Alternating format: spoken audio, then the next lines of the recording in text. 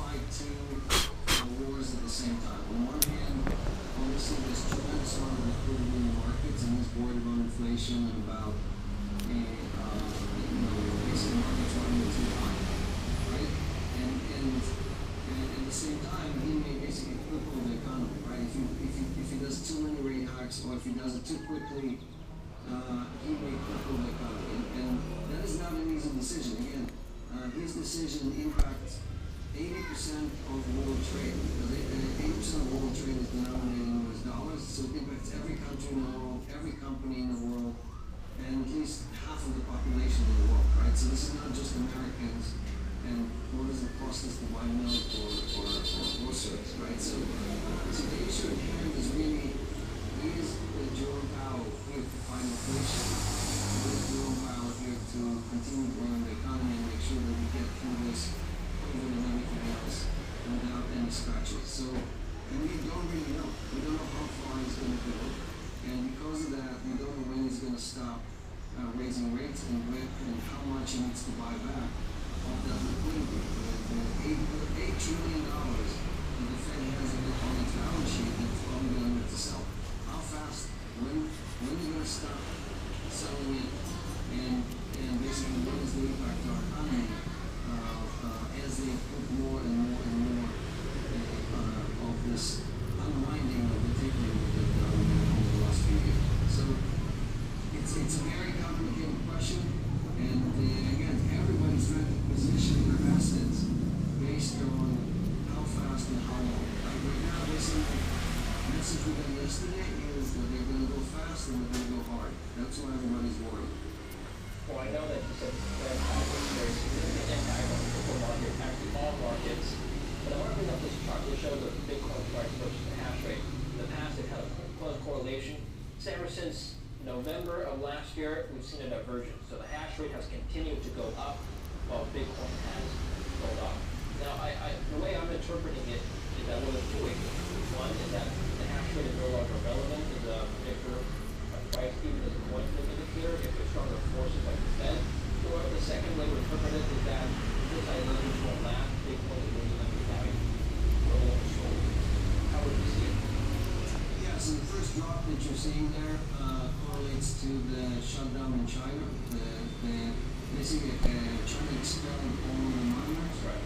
When they declared Bitcoin to be illegal for trading or for transacting. You could still hold it, but not trade it or transact it.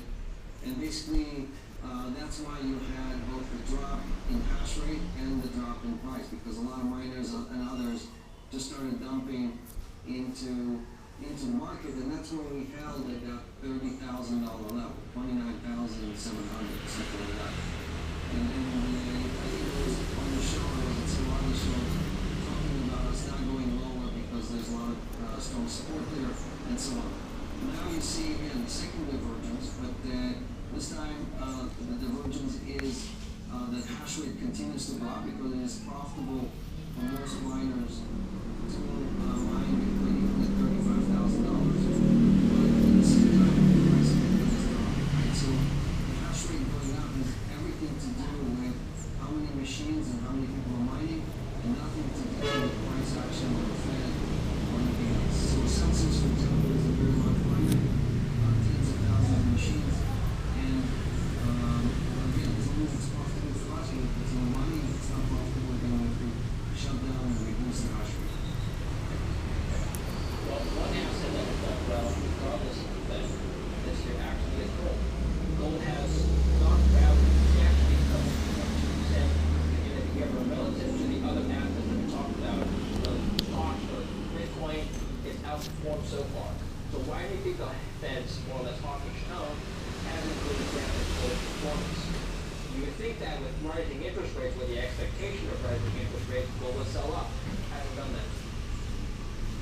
Yeah, so first the dollar is getting stronger, right? So in general terms, right? So usually gold and dollar going opposite directions, and it usually takes time. Look at 2008, look at several other drawdowns. Usually gold goes down first, and then dollars, then it goes up. So here, I think people are still confused. They're still trying to figure out, okay, crude's loud.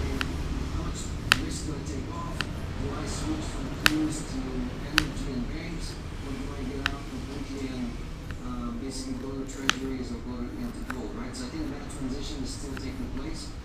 And so we have to on the meetings yesterday. The meeting ended yesterday. So it usually takes a week or two for the price direction to actually determine in a more concrete and decisive way. So I would be just and expect the dollars to stop strengthening. Would you expect gold to outperform Bitcoin this year? That a bold statement that you would be willing to support?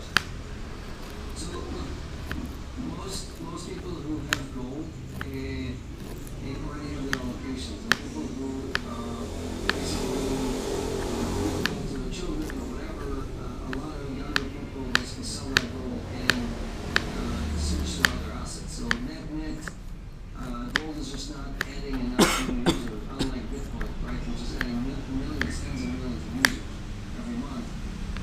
Just do a Google Trends search on Bitcoin and see it's spiked in right? So people that not seeing a resurgence of gold at this time. There is always accumulation by countries like China and others, and Russia and so on, so that there is more demand. In general, this is not the U.S. class that is emerging, that is just seeing customers from other locations, which is what Bitcoin has been doing for the last decade. Okay. All right. Before we move on to Ethereum, I'll end the discussion on Ethereum. Alex, what is your price outlook for Bitcoin? Is this the floor price right now, or what's the But, like I said, it's just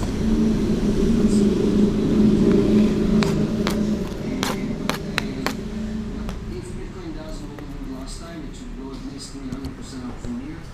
Three times 50, 3 times 35 gets us just over 100,000. My projection for this year stays what I said late last year, and it's 140 to 160,000 before the end of this year. Okay. The Ethereum flipping is something that you supported. I noticed that the Ethereum market cap will eventually surpass that of Bitcoin. I want to talk about an upgrade that's happening right now where Ethereum undergoing the Ethereum merge transition with the board stake. First of all, there are obvious benefits to this. Ethereum is set to reduce its energy consumption by 99.5%. So Ethereum is goes gas fees. However, some critics say that the transition from the state just makes Ethereum more decentralized, or sorry, less decentralized, more open to attacks, more manipulation, more decentralization. What are your thoughts? Do you support this move into proof of stake? Yes, I definitely think to implement at least 2.0 and other initiatives, we need to migrate off proof of work and for Ethereum, right? For us to migrate to increase the capacity of Ethereum by thousands of percent. And it has to happen. It is less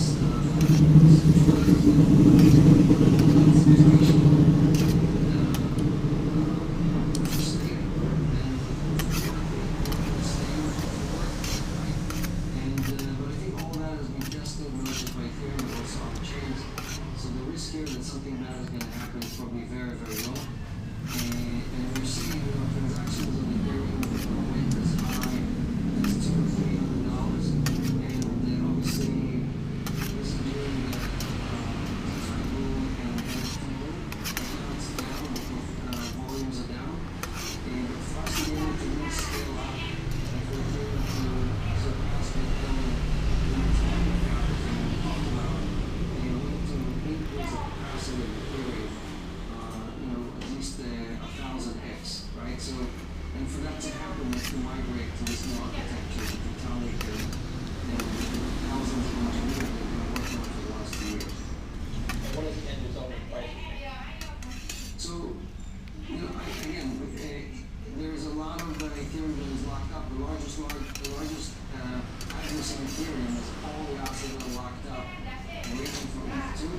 So you have a deflationary effect on the Ethereum network. So I expect Ethereum prices to go back to the $6,000 to $7,000 level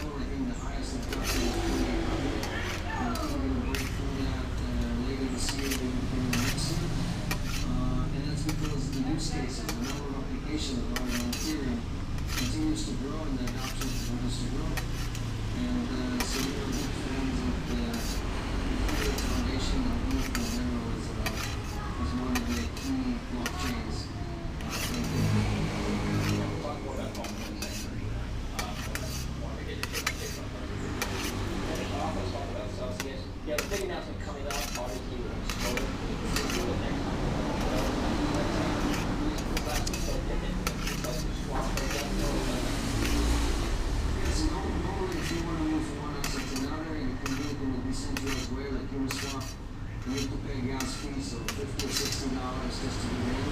Then you pay 0.3% to swap, and so you have really high costs, right? And there's also spread, the slippage between the price of markets and different markets and the price of a centralized or decentralized platform. So because of that, most users lose 1 to 3% of the value. But basically, instead of getting 100 points, they're only getting 97, right? Because they're losing about 3%. And so this is created an institutional level voting system that allows you to swap inside our wallet.